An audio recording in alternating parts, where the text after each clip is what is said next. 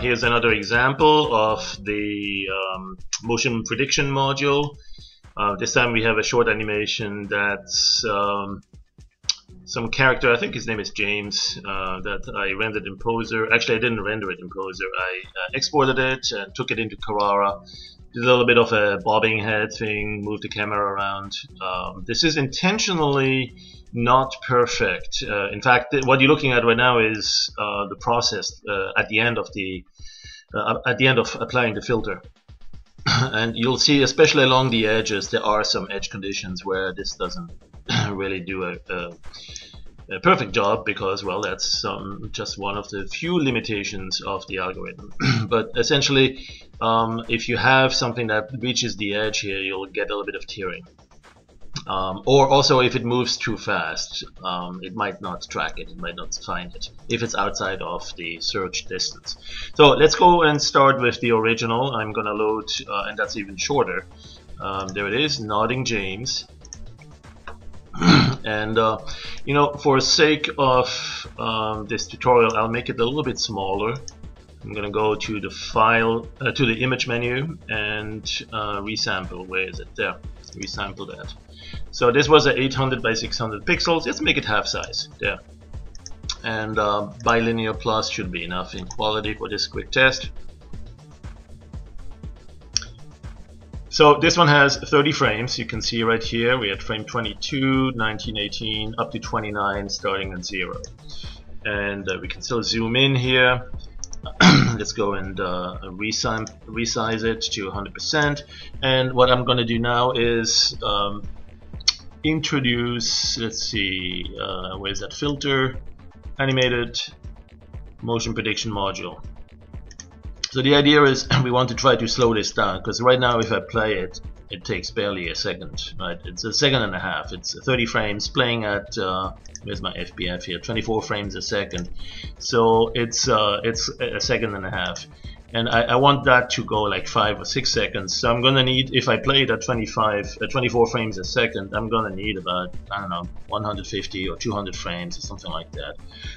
And what I could do is take the default, which is to extrapolate frames, and tweens 3 for 1. So for each frame we're going to try to produce 3. That's not an exact algorithm, I mean not exact math. There is actually a little bit less than that, or more, we'll see.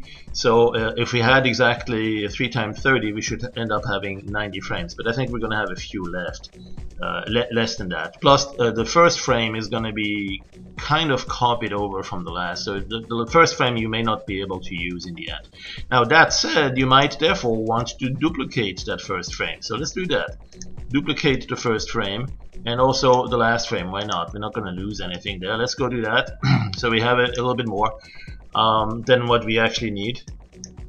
And let's see, let's go bring it up here. And so one thing you'll see now in this version, this is release candidate 6, pretty close to release. We have the search distance that we can change, and that will bring up some boxes and some arrows, and we only see a few here. Maybe if we scale this up we'll see more. No, because they are above there. So if you had a bigger image, you would see more of these, and basically this will indicate how big a box or the search distance is in. So that's one thing that you can play with if there's a lot of movement, if it moves fast, long distances, really far, and you want to be able to track it. Because if you don't, if you keep it low, then you're gonna see some side effects. In fact, let's play that. Let's do that just to see what the side effects will be. Let's go and use the default grid spacing here for now, and do a dry run and go. So it's going to produce 91 frames. So this is actually not too bad. We may need to perhaps increase the search distance a little bit, just for the area in the upper right corner there towards the end of the movie, where it's moving very very large distance there. So we want to make sure we don't lose that ear. Let's try that.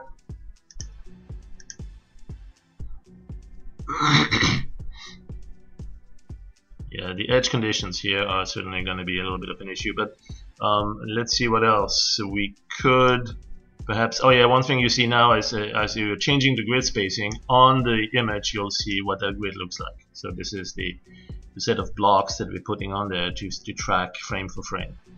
Perhaps we keep them at 12. Now one thing I'm going to do also is a refinement pass, and I'm going to go all the way to 0, so that gives us capture very fine movements. It's not really what we have here, but you know, might as well just push it to the limits. And one thing that you'll see, and I'm going to use Control-Shift-Escape here to see the number of cores or that are busy right now. And you can tell that I'm on a system with 8 GB of RAM. That's right here.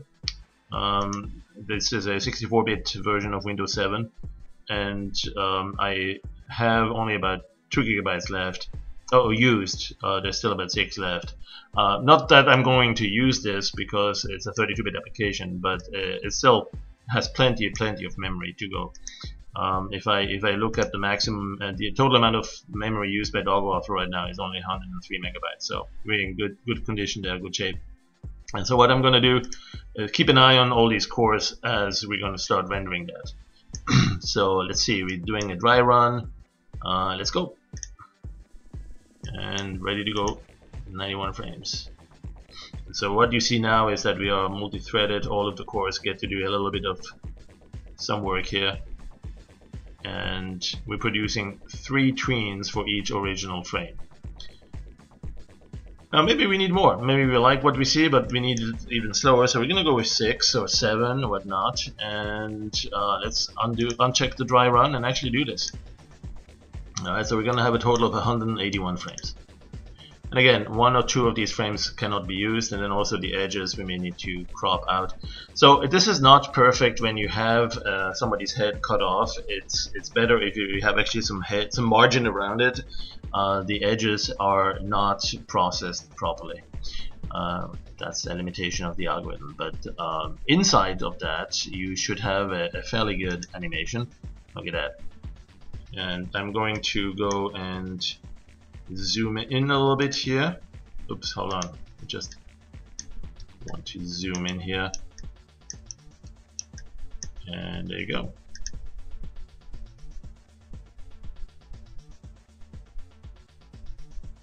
Considering that we only had 30 frames initially, and we now have 180-ish to work with, you know, the first frame that you have here, as I mentioned, you will want to toss. So delete this, and then there may be some with some heavy edge conditions that you might also want to toss, or you might want to go to the selection and show the overlay alpha and do a selection. I mean, you can do this kind of approximately like so, and then just crop to that. But if you need a little bit more precise, one thing that you could do is to perhaps extend some edge around it, and then you know, there's a couple of different ways to decide exactly what area that you want to add or keep or remove. So let's say this is the area we want to keep. Let's go to image and crop. There it is. Crop to selection, and we now have pretty good sequence. Now there are a couple of areas where it may not totally be perfect, and you might find a little glitchy here or there along the ear or whatnot. Let's see if we can find one. This one's going to be difficult because it's close to perfect.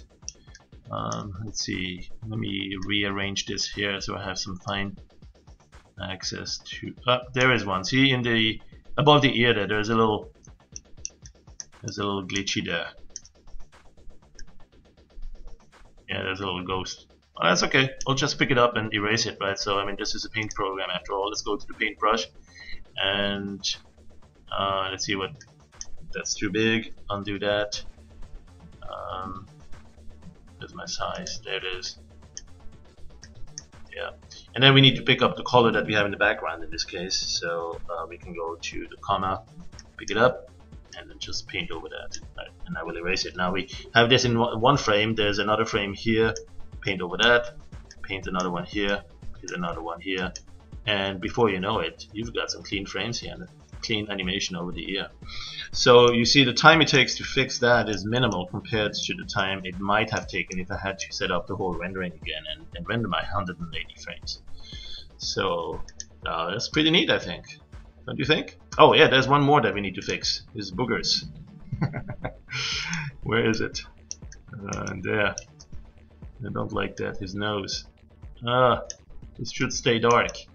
Alright, so again, I'm gonna go with the comma and pick the darkest color we have here and then just paint over that. That's a little bit too big. Maybe we want to reduce or increase the step distance a little bit, reduce the opacity and reduce the size. There you go, and go over it carefully so we don't do too much. And you know, there may be quite a number of frames that are affected by that where we might need to do that. So we probably may want to find another technique. You could certainly put that color into the swap buffer and perhaps use a selection mask that you track if you have a lot of those. That's the motion tracker that you could use through the curve tool. That might potentially help you there too. But you know, this is not a whole lot, and it's fun, and it wastes your time, so why not? Oh boy. Alright, so there you go. A few more. I think it's fading away just fine now. The whole idea is to keep this dark, right? So it doesn't flash at you like as if we have some sort of a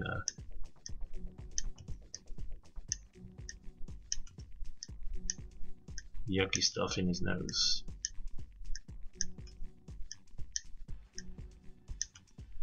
Well, I'm gonna stop there. Alright, good enough. And let's have a last look at James after processing. Oh, found another place over his shoulder. A little bit of ripple there.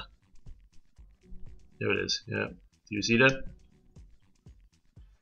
Right there. Okay. That's an easy one to fix too. Right. So again, pick up with the comma, pick up that you wipe this away.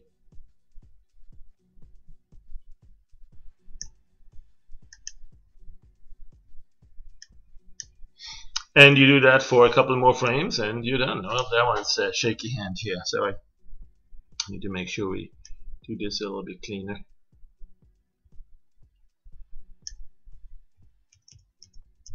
There's one more, but it's fading away.